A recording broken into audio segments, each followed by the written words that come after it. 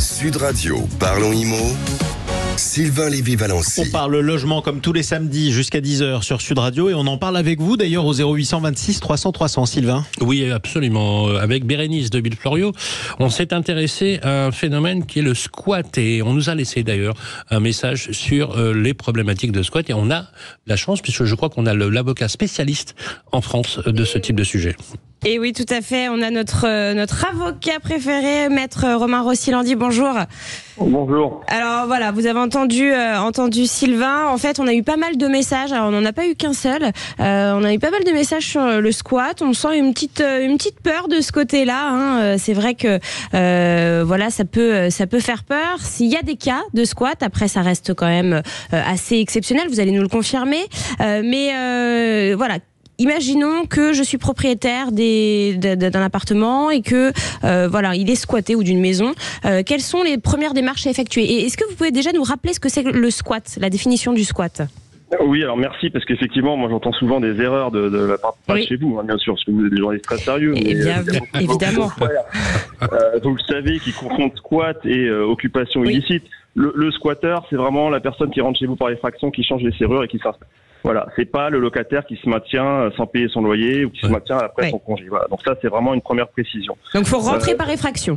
Voilà, ça c'est vraiment la base et c'est très important parce que si vous avez effectivement affaire à un squatteur, vous pouvez bénéficier d'une procédure accélérée qui vous évite la procédure judiciaire qui dure 18 mois en moyenne. Donc ça vous permet effectivement d'aller devant le préfet et non pas devant le juge.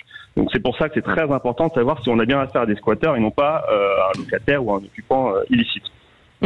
Et alors, il y a une petite vidéo là qui fait un peu le buzz sur YouTube, on voit en fait deux individus échanger.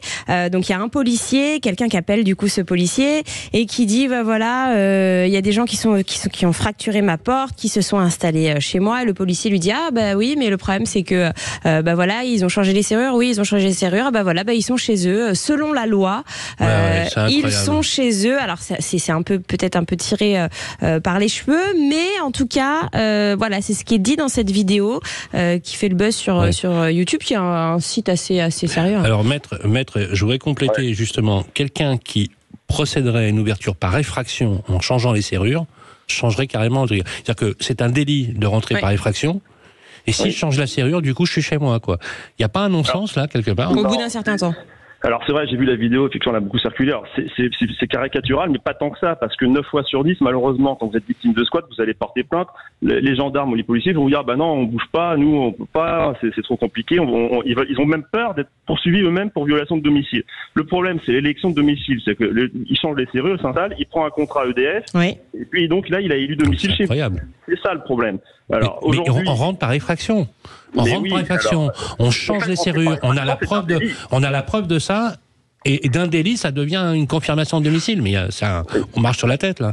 Alors, le législateur est intervenu. Vous savez, il y a eu la loi anti-squat. Exactement, l'année dernière. Il a créé un nouveau texte, c'est 315.1 du Code pénal, qui distingue à la fois l'introduction par effraction dans les lieux. Donc ça, c'est une peine de 2 ans de prison et 30 000 € d'amende. Et le fait de se maintenir dans les lieux, ça pour le coup c'est une infraction continue qui se renouvelle chaque jour, c'est également 2 ans et 30 000 € d'amende. C'est-à-dire que ça se cumule. Si vous êtes coupable d'introduction et de maintien, ça peut être jusqu'à 4 ans et 60 000 € d'amende. Donc ça c'est plutôt un progrès.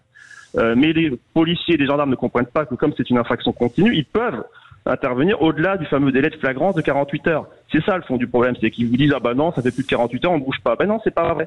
Parce que l'infraction se renouvelle tous les jours puisque c'est une infraction continue. Mais au-delà de 48 heures, qu'est-ce qui se passe? Il se passe que il faut faire appel, c'est ce que je disais, au préfet. Alors donc là, les réflexes à avoir. Vous apportez la preuve de votre titre de propriété. Vous allez à la gendarmerie avec votre acte de vente. Deuxièmement, vous portez plainte pour violation de domicile. Parce que ça reste la violation de domicile qui est la plainte idoine à poser, si vous voulez. Et ensuite, il faut faire constater l'occupation illicite, alors soit par un commissaire de justice, un huissier, soit par l'OPJ, mais lui il se déplace jamais, soit par le maire, s'il veut bien se déplacer. Si vous remplissez ces 3 conditions, vous faites une requête au préfet, vous lui demandez voilà, moi j'ai besoin du concours de la force publique parce que j'ai des squatteurs chez moi. Et là, normalement, le préfet a l'obligation de vous l'accorder. Ok. J'ai combien de temps pour faire ça, pour faire ces démarches, avant qu'il soit trop tard et que la procédure me prenne des mois et des mois?